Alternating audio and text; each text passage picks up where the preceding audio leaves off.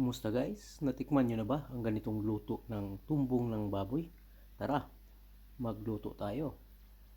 Siguro naman po ay hindi na ito bago sa inyong pandinig na sinasabawan ang tumbong ng baboy at sa katunayan po ay ito'y trending po at best seller po dito sa Tondo, Maynila. Kaya simulan na natin. Kumpleto na ang ating sangkap na ating gagamitin. So ito ang tumbong ng baboy o large intestine. So nahanda na rin natin ang ating rikalong gagamitin tulad ng sibuyas, bawang, luya at gagamit din tayo ng lemongrass at samahan na din natin ito ng green onion. At normal lang sa ating mga Pinoy, nagagamit din tayo ng sili. Ayan yung magpapasarap lalo sa ating sinabawang tumbong ng baboy. Para po mapabilis ang ating pagluluto, ito po ay ating pakuluan muna para madaling lumambot ang ating main ingredients na tumbong ng baboy. Gaya ng nakagawian ko ay nagpapainit na ako ng mainit na tubig para po mapabilis po ang pagpakulo nito. So naglalagay lang po tayo dito ng kunting asin. Ito yung pang-blend dito sa ating pagpakulo. At syempre, alam naman natin na ang tumbong ng baboy ay mayroong amoy na alam na natin yon. Kaya naglagay din tayo ng neutralizer dito na lemongrass at saka laurel leaves. Pagkalipas po ng 30 minutos ay tinitingnan na po natin itong ating pinakuluang tumbong ng baboy. Tutusukin lang natin ito ng tinidor para masubok natin kung nasa tamang lambot na po ang ating tumbong ng baboy para po hindi po matigas ang ating lulutuing sabaw mamaya, no? At ayan guys, sinisiguro natin tamang-tama na po talaga ang lambot kaya hahanguin na natin ito.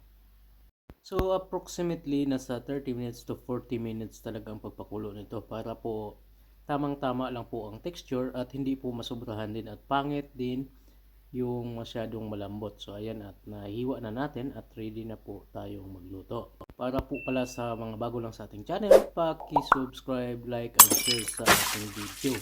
At ito na guys, hindi na natin papatagalin pa at mag-iinit na tayo ng mantika para po maigisa na po natin ang ating mga rekadong gagamitin. So ito na, igigisa muna natin itong lemongrass. So ito yung tanglad. So ito yung magbibigay ng distinct aroma dito sa ating sabaw. At isusunod na din natin dito ay ang luya. So ayun guys, haluin lang natin at antayin nating mag light brown ang kulay nito. Saka natin ito ilalagay ang sibuyas. So preference na rin sa inyo kung anong gagamitin nyo. Sibuyas na puti at pula, pareho lang din po yun. So pagkatapos nyan, haluin lang natin at ilalagay na din natin ang ating bawang. So a good combination ito, bawang, sibuyas at saka luya, ay talagang mapapawaw ka sa amoy. So yan po ang pinaka simpleng ricado lang na ating gagamitin dito at wala na pong iba maliban sa chili at saka yung sa green onion. At ito na guys, nailagay na din natin at isinama din natin sa paggisa ang tumbong ng baboy at paghaluin lang din po natin ito.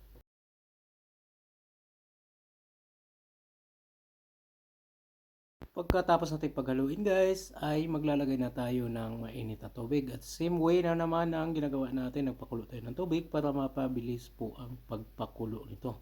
At tatakpan muli natin ito guys at hayaan natin kumulo ito sa loob ng 3 minuto.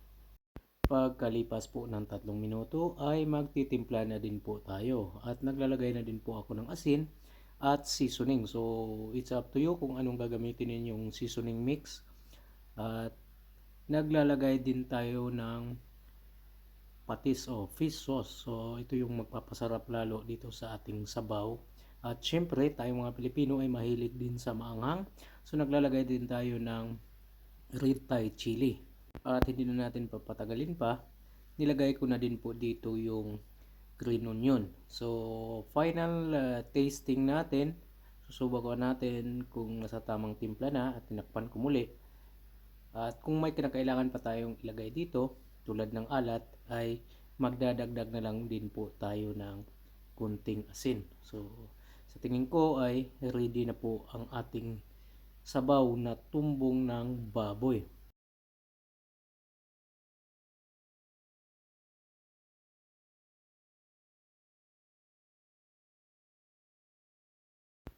At ito na nga guys, nandito na ang ating mainit at masarap na sabaw ng tumbong ng baboy. So ganun lang kasimpleng magluto nito at wala na po tayong maraming arte pa pagdating sa ricado nito. So ayan guys, kitang-kita nyo naman at talagang super inviting po ito at ito ang kilalang street food po sa Tondo, Maynila. So ayan guys, A thank you so few much sa moments inyong later. pagpanood at ito muli si OFW Lutong Pinoy ay nagbabahagi muli sa inyo ng simpleng lutong Pinoy. So ayan nga guys, thank you so much sa inyong pagpanood at hanggang sa muli.